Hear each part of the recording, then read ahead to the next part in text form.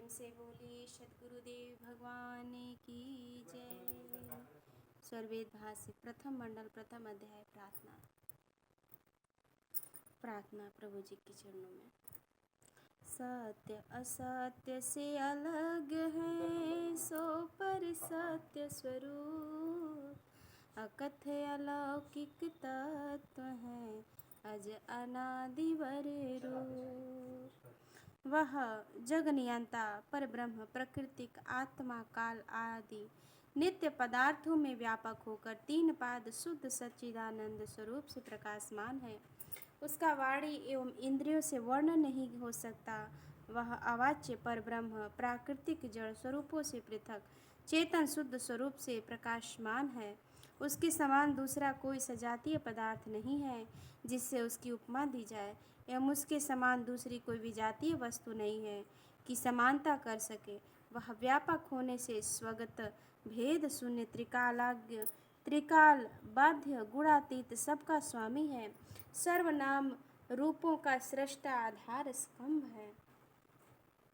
चित्त चेतन सत्ता रहे ज्ञान असीम अनंत।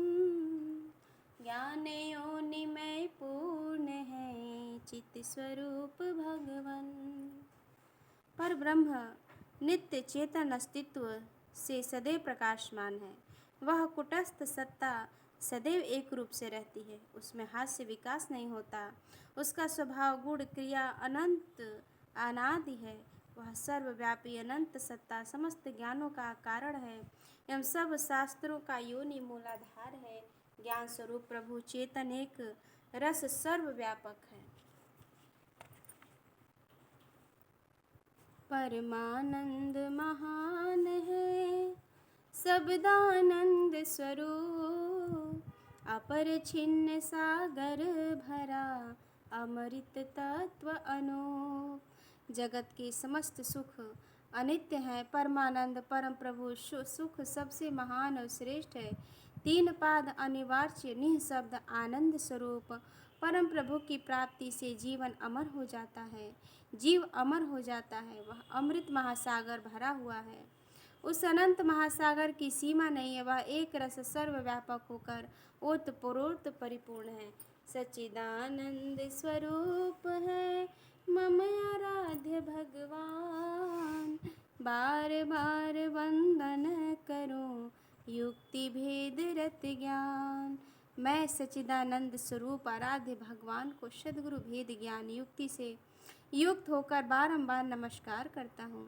आदि अंत अरु मध्य में शाश्वत जाको से अमृत अंतर्यामी हो नमो नमो मम देव। योगी की उत्कृष्ट तीन भूमियों अंतरिक्ष दिव और स्वधाम में जिसकी सदैव उपासना की जाती है, मेरे उस अविनाशी अंतरात्मा परम देव को नमस्कार है, नमस्कार है।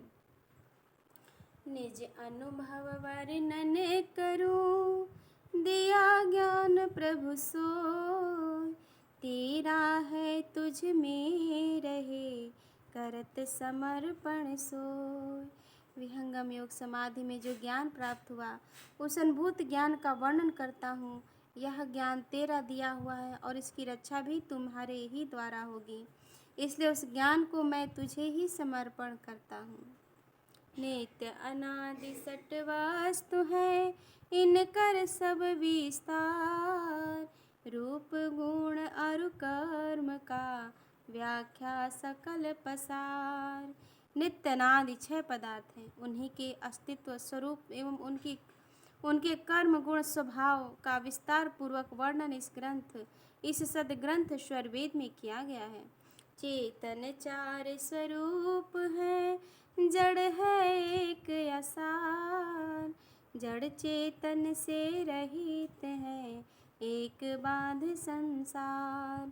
उक्त छह पदार्थों में चार चेतन हैं, ब्रह्म जीव परम पुरुष और नित्य अनादि सद्गुरु। ये चार पदार्थ चेतन हैं।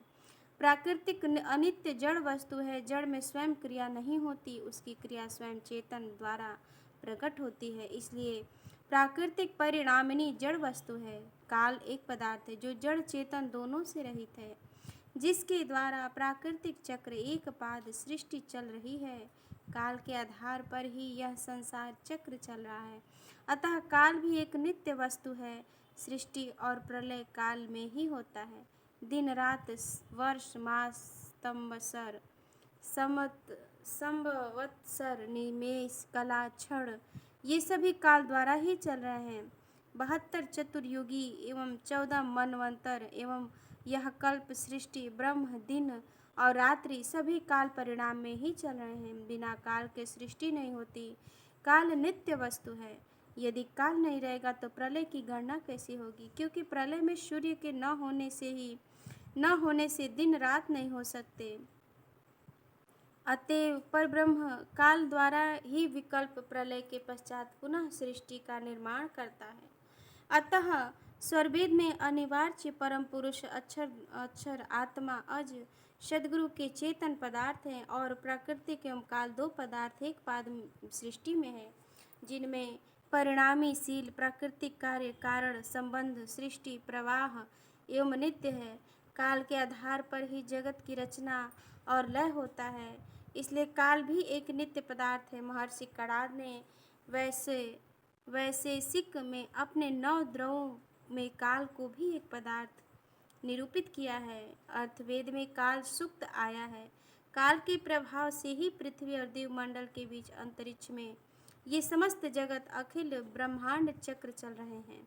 सूर्य, चंद्र, नक्षत्र आदि ये सभी पदार्थ काल के नियंत्रण में गतिशील होकर अपने कार्यों को करते हैं। श्वास प्रश्वास की गति, आयु, मृत्यु, जन्म और भोग सभी काल में ही उपभोग कर रहे हैं। अतएव काल भी एक छठवां नित्य अनादि पदार्थ है। प्रेम से बोलिए सद्गुरुदेव भगवान की जय।